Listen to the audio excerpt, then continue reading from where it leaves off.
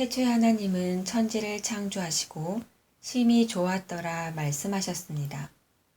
그런데 하나님은 남자가 혼자 있는 것이 보시기에 좋지 않아 돕는 배필인 여자를 만드셨습니다. 돕는 배필은 하나님이 우리를 도우시다라는 단어와 같이 사용됩니다. 우리의 힘이 되시고 방패가 되시고 우리와 함께 하시는 하나님의 속성을 여자에게 주신 겁니다. 하나님은 자기의 형상대로 사람을 창조하시되 남자와 여자를 따로 만드셨습니다.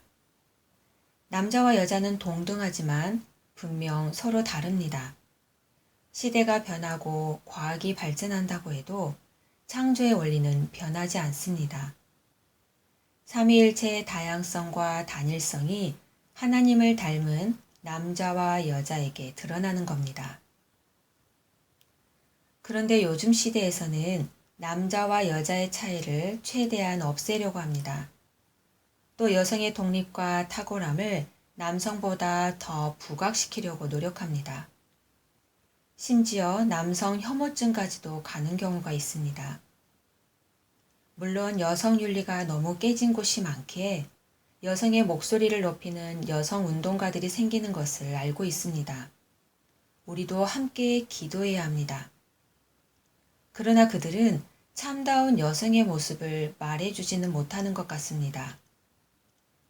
아내로서, 엄마로서의 가르침은 세상에 많지만 여성으로서의 삶의 가르침은 많이 들어보지 못했습니다.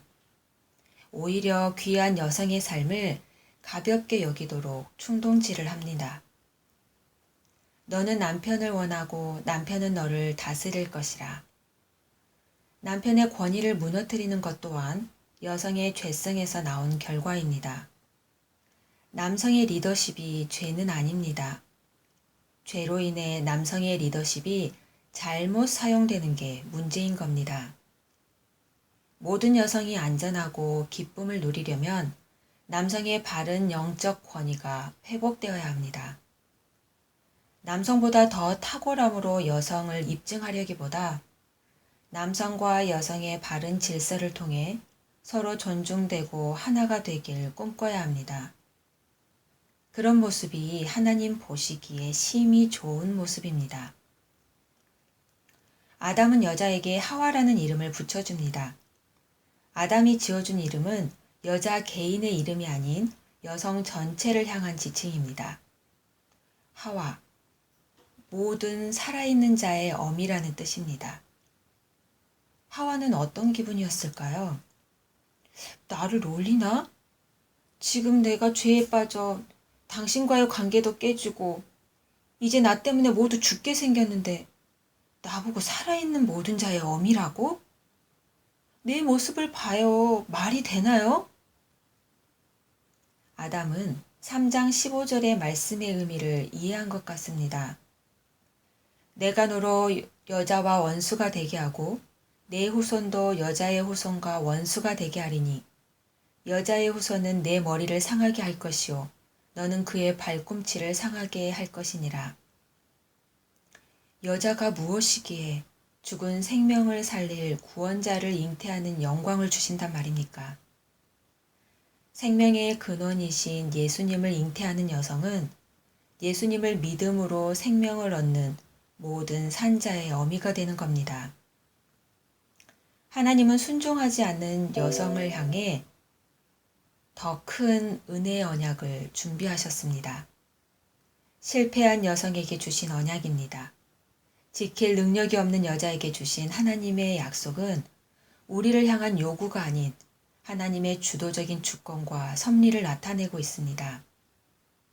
지금 나의 모습, 지금 나의 상황, 지금 나의 현실과 상관없이 약속하신 하나님이 그의 영광을 위해 이루어 가시는 겁니다.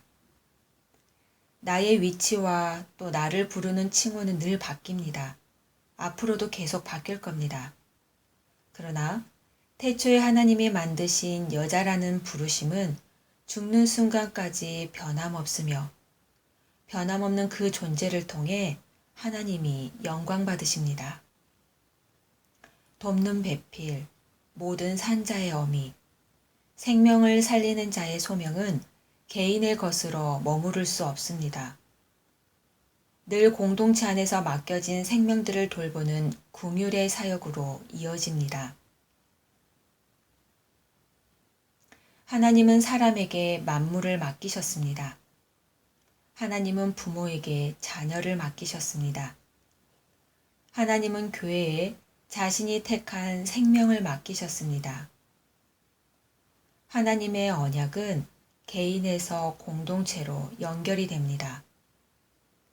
개인의 취향과 감정을 중요시 생각하는 세상의 가르침 속에서 내 딸에게 무엇을 가르쳐 주고 싶습니까? 어떻게 다음 세대에 이 귀한 언약이 이어갈 수 있도록 도울 수 있을까요? 여자 그리스도인으로 살아가기라는 책에서는 디도서의 말씀을 통해 여성들이 행해야 할 그리고 가르쳐야 할 7가지 덕목을 말하고 있습니다. 늙은 여자로는 이와 같이 행실이 거룩하며 모함하지 말며 많은 술의 종이 되지 아니하며 선한 것을 가르치는 자들이 되고 그들로 젊은 여자들을 교훈하되 그 남편과 자녀를 사랑하며 신중하며 순전하며 집안일을 하며 선하며 자기 남편에게 복종하게 하라. 이는 하나님의 말씀이 비방을 받지 않게 하려 함이라. 디도서에서 말하는 여성의 7가지 덕목을 통해 내 삶을 점검하고 또 혼란 속에서 자신의 삶에 답을 찾고자 하는 많은 그리스도 여성들에게 기쁨과 소망이 되시길 바랍니다. 여성으로서의 삶이 쉽지 않습니다. 돕는 자로서의 위치가 잘 드러나지 않습니다. 생명을 살리는 자가 아닌 나의 생명이 사라질 것 같은 자리에 있습니다. 그러나 하나님께 소망을 두는 여성은 나를 위해 준비해 주신 영광의 자리를 보게 될 겁니다. 하나님은 그런 자리로 우리를 부르셨습니다. 우리를 만드신 그분의 부르심 안에 있을 때 우리는 가장 안전하며 가장 행복할 겁니다. 벌커프라는 신학자는 성경적인 여성을 이렇게 정의했습니다. 성경적인 온전한 여성은 자신의 창조 계획을 올바르게 인식하고 하나님이 여자들에게 맡겨주신 소명의 중요성을 이해하는 데 절대적으로 필요하다. 오늘 하루도 여성이라는 위대한 부르심 앞에 은혜의 언약이 함께 하시길 축복합니다.